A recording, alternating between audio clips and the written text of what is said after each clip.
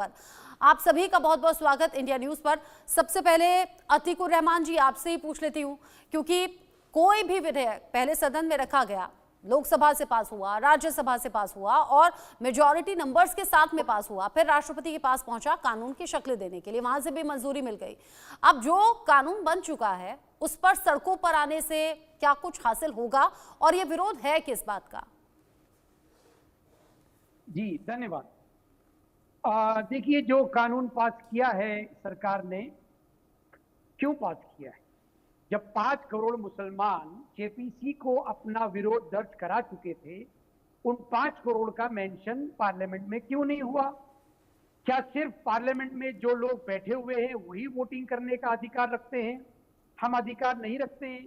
JPC के अंदर जिन लोगों ने विरोध जताया था उनका खुद हमसे कहना है कि हमारी बात जेपीसी में नहीं सुनी गई। इसके रद्द अमल सड़कों पे आने की जरूरत पर। अगर जेपीसी के अंदर हमारे नुमाइंदों की, हमारे जो रिप्रेजेंटेटिव थे, कांग्रेस पार्टी के, टीएमसी के, एआईएम के, तो अगर उनकी बात जेपीसी सुन लेते, 5 करोड़ जो हमने ऑनलाइन हमारे विरोध दर्ज कराए थे वो सुन लिया जाता, तो हमको सड़क पे आने की जरूरत नहीं पड़ती। इसका जाहिर सी बात यह है कि सरकार हमारी बात सुनना नहीं चाहती है। तो अब या तो सड़कों पे आना एक ऑप्शन रहा है, जिसमें हिंसा का सहारा लेना बिल्कुल गलत होगा। जो मुसलमान सड़कों के ऊपर आके विरोध जताना चाहते हैं, मैं उनसे अपील करूंगा कि हिंसा का सहारा ना लें, और हिंसा का सहारा अगर वो लेंगे तो मैं अपील करूंगा हमारी सरकारों से, हमारे एडमिनिस्ट्रेशन, पुलिस से, कि उनको पूरी तरह से आजादी है कि सख्त कार्रवाई करके ऐसे तत्वों को आप बिल्कुल अरेस्ट करिए और उनके खिलाफ कार्रवाई करिए। तीसरा ऑप्शन हमारे पास ये है, देखिए दूसरा ऑप्शन, कि हमने सुप्रीम कोर्ट के दरवाजे खटखटाए हैं और सुप्रीम कोर्ट के ऊपर हमको हमारी आखिरी आस्था है, वहां पर हमें उम्मीद है कि हमको इंसाफ मिलेगा। लेकिन हिंसा का सहारा लेना बिल्कुल गलत है। जो विरोध हो रहा है उसमें कोई ऐसे मौलाना को अपने आप को शामिल नहीं करना चाहिए। अच्छा, जो 5 करोड़ मुसलमानों ने विरोध दिखाया, एक बार बता दीजिए ताकि मैं बीजेपी के मेहमान से वो सवाल कर सकूं। कहां ये विरोध हुआ था? मुझसे पूछ रही हैं? हाँ, अतीकुर रहमान जी आपसे पूछ रही हूँ। मुझे कोई जानकारी नहीं है। अभी आपने जो स्टोरी में बताया उससे ही मुझे कुछ जानकारी मिली। नहीं, आपने कहा ना 5 करोड़ मुसलमानों ने विरोध दर्ज कराया था ऑनलाइन। अच्छा, ऑनलाइन, ठीक है। जेपीसी को हमारा विरोध दर्ज करा चुके हैं। ठीक। मुकेश त्यागी जी, यहाँ अतीकुर रहमान जी और उनके जैसे और बहुत से मुस्लिम स्कॉलर भी और आम मुसलमान भी वो ये कह रहे हैं कि हमने आपत्ति दर्ज कराई थी, आपने संज्ञान नहीं लिया और सीधा आप विधेयक लेकर आ गए और कानून बना दिया। सबसे प्रथम मैं अतीकुर रहमान जी का खैर मकदम करता हूं कि उन्होंने एक बात बहुत अच्छी कही, गंभीर कही, कि किसी प्रकार का वायलेंस ना ले। ठीक है, आपको डेमोक्रेसी के अंदर राइट है, लेकिन मेरा अतीकुर रहमान साहब से ये सवाल है कि अगर 5 करोड़ लोगों ने ऑब्जेक्शन लगाए तो क्या उसके सैलिएंट फीचर्स थे? कौन से ऑब्जेक्शन थे जिससे इनको खिलाफत थी? उसका एक सैलिएंट फीचर तो दीजिए। अब 5 करोड़ का आप चाहते हैं कि 5 करोड़ के 5 करोड़ मशवरे उसके अंदर इनकॉर्पोरेट हो जाए, मतलब और कोई काम ना करे, बस यही करते रहे कि कई 10 करोड़ 140 करोड़ जनता है, हिंदू भी उसमें प्रोटेस्ट लगा सकते हैं। तो एक उसका एक डिसिप्लिन होता है, और जगदीप पाल ने बताया कि वो उनका अधिकार क्षेत्र के अंदर आता है कि कौन सा रेलिवेंट है, कौन सा इरेलीवेंट है। उनके उसके आधार पर उन्होंने आपके मशवरे को शामिल किया है। हाँ। और जब एक बस मुझे 2 मिनट दीजिएगा, जब जेपीसी बन रही थी तब आपने मुखालफत नहीं करी थी। जब इसके बारे में हमने दोनों मैनिफेस्टो में अपने में डाला है कि हम वक्फ बोर्ड के अंदर जो है आधुनिकीकरण करेंगे, पारदर्शिता लाएंगे, अकाउंटेबिलिटी लाएंगे, लगातार हम कहते आए, हम अपने वायदों को पूरा कर रहे हैं। अब आप देखिए, अभी इन्होंने कहा कि वायलेंस नहीं होनी चाहिए। मौलाना शहाबुद्दीन रजवी बरेलवी पर जो है किस तरह से उनको मारा, क्योंकि उन्होंने जो है इस वक्फ बोर्ड के बारे में समर्थन किया। हाँ। ये जो मुस्लिम भाई इनका सपोर्ट कर रहे हैं उसको ये इतना बुरी तरह से मार रहे हैं कि हाँ। आपकी हिम्मत कैसे हुई कि वक्फ बोर्ड तो एक प्रकार से एक माइनॉरिटी है मुस्लिम के अंदर जो मेजॉरिटी के मुस्तकबिल को डिसाइड कर रही है। अब आप मुझे बताइए कि कौन सी कमी है? अच्छा, तरुण गोगोई ये बोलते हैं कांग्रेस इनके साथ में। तरुण गोगोई का पूरी स्पीच उठा के देख लीजिए, उन्होंने कहा कि बहुत से ऐसे क्लॉजेज हैं जो 90% इन्होंने रिप्रोड्यूस किए हैं।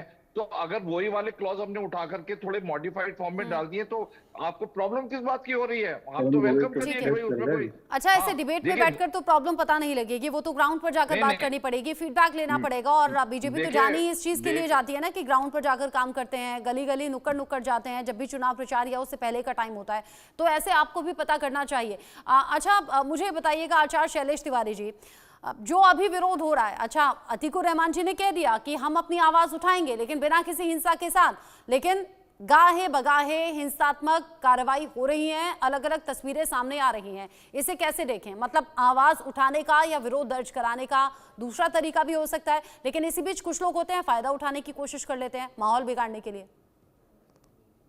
रचना जी, अतीकुर रहमान जी पढ़े लिखे व्यक्ति हैं और ये वायलेंस प्रिय व्यक्ति नहीं है, इसलिए इन्होंने जो बात कही है बहुत सुखद बात है। लेकिन मैं आपको बता दूं, जिस तरह 5 करोड़ लोगों ने विरोध दर्ज कराया है, उसी तरह 50 करोड़ से ज्यादा लोगों ने वक्फ बोर्ड समाप्त किया जाए, उसका नया कानून लाया जाए, उसके पक्ष में 50 करोड़ से ज्यादा हिंदुओं ने भी वोट करके अपना पक्ष को जाहिर किया है।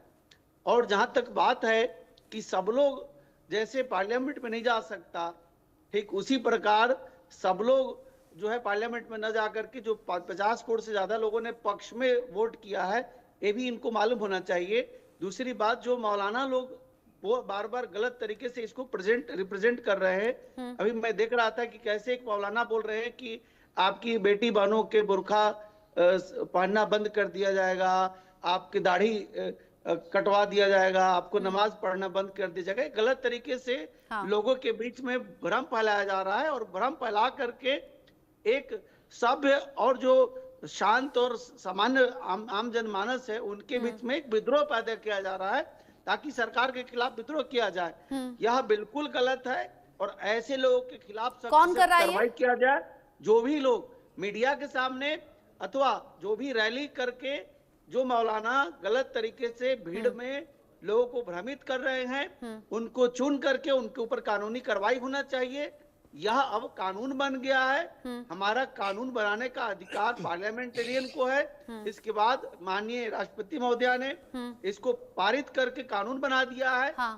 भले ही आप सुप्रीम कोर्ट में जाएं, अच्छा, इंटरनेशनल कोर्ट अच्छा, में जाएं, ठीक, सुप्रीम कोर्ट में मामला है। अच्छा, ये जो तस्वीर हम देख रहे हैं ना अभी, जिसमें वक्फ संशोधन बिल का विरोध हो रहा है, ये वो तस्वीरें हैं और ये तस्वीर बड़ी हैरान करने वाली है। अतीकुर रहमान जी से मैं इस पर रिएक्शन लूं, उससे पहले मैं नासिर हुसैन जी का रुख कर लेती हूँ। रचना जी, बस मैं एक लाइन बोलूंगा। बोलिए। देखिए, अतीकुर रहमान जी से मैं ये उम्मीद लगाता हूं कि 16 तारीख को केस आ रहा है, मतलब 4-5 दिन के अंदर सुप्रीम कोर्ट के अंदर केस आ रहा है। आप क्यों नहीं लोगों को कहते कि आप एजिटेशन क्यों इस समय कर रहे हैं? भाई, आप सुप्रीम कोर्ट को प्रेशराइज करना चाहते हैं एजिटेशन करके। 16 तारीख आप पेशेंटली वेट करिए, पार्लियामेंट से एक्ट पास हो गया, सड़क पर ला करके आप वायलेंस हो नहीं रही। वेस्ट बंगाल में वायलेंस नहीं कर रहे हैं, जगह जगह पर वायलेंस हो रही है।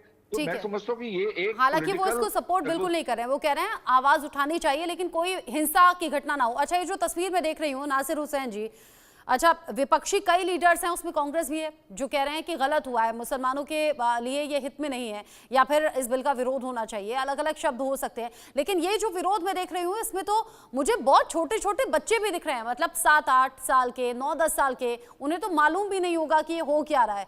फिर कौन लोग हैं जो इन बच्चों का भी सहारा ले रहे हैं, नाबालिगों को भी इसमें ढकेल रहे हैं, कह रहे हैं आइए सड़कों पर।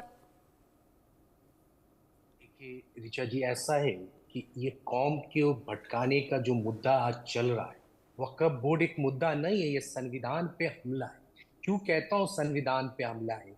जब संविधान बराबरी का हक देता है, संविधान अल्पसंख्यकों को